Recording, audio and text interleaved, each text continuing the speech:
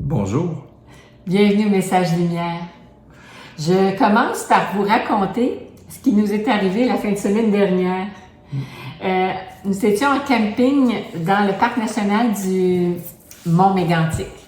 Et nous sommes allés à la messe le samedi soir à l'église Sainte-Agnès de Lac-Mégantic. Une belle grosse cathédrale. Ah oui, c'est pas cathédrale, c'est une c'est- grosse c'est église. beau. Une grosse église.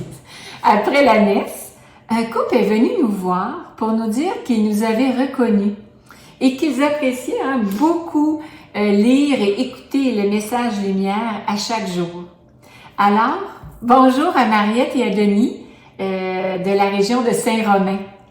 Nous avons réalisé avec cet événement que le Message Lumière, c'est une grande famille. Tout à fait. Aujourd'hui, dans la deuxième lecture, Saint Paul, dans sa deuxième lettre aux Corinthiens, nous dit ceci.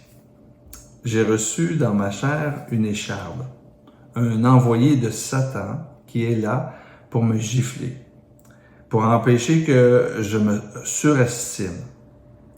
Par 3 fois, j'ai prié le Seigneur de l'écarter de moi. Mais il m'a déclaré, « Ma grâce te suffit, car ma puissance donne toute sa mesure dans la faiblesse. » C'est Paul a donc une écharpe dans la chair, un envoyé de Satan qui vient l'importuner. Et en d'autres termes, il vit un combat spirituel assez difficile. Et c'est quoi cette écharpe?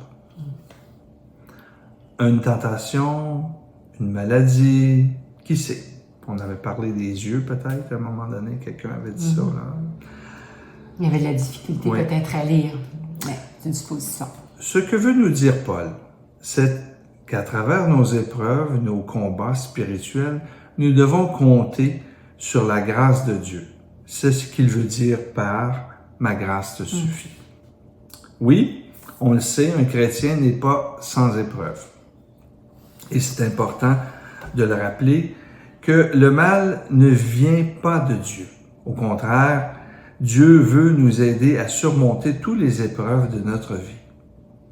Mais bien souvent, malheureusement, nous affrontons nos épreuves seuls et lorsqu'on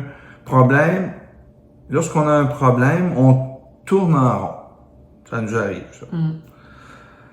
On se morfond, on oublie de prier, etc. Ouais. Pourtant, sa grâce est toujours présente, à notre disposition. Comme dit l'Écriture, Dieu est fidèle. Il ne permettra pas que vous soyez éprouvés au-delà de vos forces.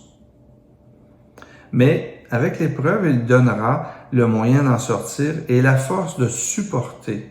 Dans 1 Corinthiens, croyons à cette parole. Il faut aussi reconnaître que parfois on prie et l'épreuve est toujours là.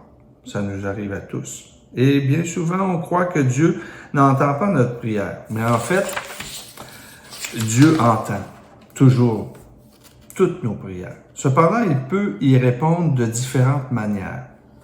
Des fois, il retire carrément l'épreuve. Regardez combien de fois Paul a été sauvé de la mort. Miraculeusement. Ouais. Mais d'autres fois, Dieu ne retire pas l'épreuve. Par contre, il nous donne une force surnaturelle pour la traverser avec lui. À ce propos-là, j'aimerais vous raconter un fait vécu par Vichka, une des voyantes de la Vierge Marie à Medjugorje. En 1983-84, elle a eu une grave maladie au cerveau. On disait qu'elle allait mourir. Elle souffrait tellement qu'elle perdait connaissance pendant de longues heures, presque à chaque jour. Sa mère était transpercée de la voir souffrir ainsi. Vichka lui a dit, « Maman, si tu savais les grâces que ma souffrance obtient pour moi-même et pour les autres. » Beau, hein? Après un long chemin de croix, Vichka fut guérie. Elle garda de cette expérience une connaissance très profonde du mystère de la souffrance et de sa fécondité. Peu après, dans une entrevue à la télévision américaine, elle s'écria mais vous ne réalisez pas la grande valeur qu'ont vos souffrances aux yeux de Dieu. Ne vous révoltez pas lorsque la souffrance arrive. On se met en colère parce qu'on ne cherche pas vraiment la volonté de Dieu. Si on la cherche, la colère s'en va. Seuls ceux qui refusent de porter la croix se révoltent. Mais vous pouvez être sûr que si Dieu donne une croix, il sait pourquoi il la donne et il sait quand il va l'enlever. Rien n'arrive par hasard. Autrement dit, le Christ ressuscité nous invite à continuer son œuvre de salut en unissant nos souffrances à son sacrifice. C'est ce qu'on appelle l'offrande. Suzanne en a parlé et d'autres plusieurs fois.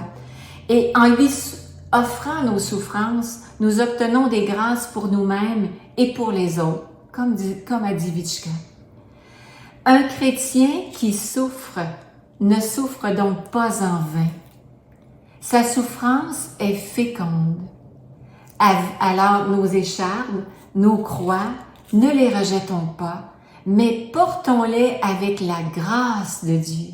Ma grâce te suffit.